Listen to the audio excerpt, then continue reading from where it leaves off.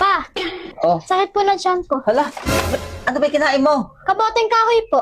Ay, kaya. Pagka kasi kakain ka ng kamote, kamote lang. Huwag mo na isasami kahoy.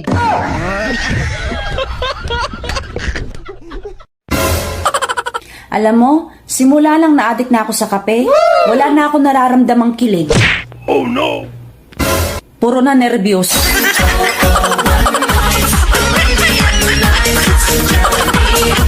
Asan ka?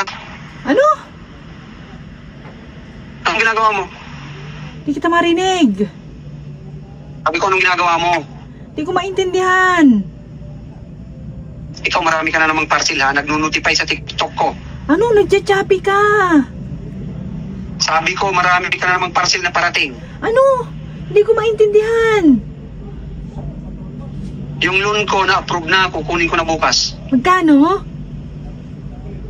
Ano? Magkano? Sabi mo?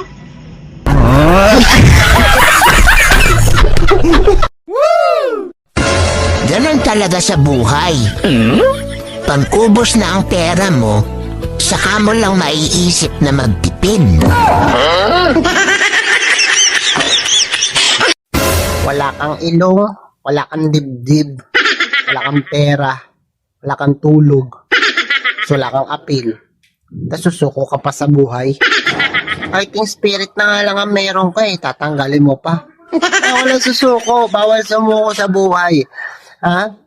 Laban lang, laban.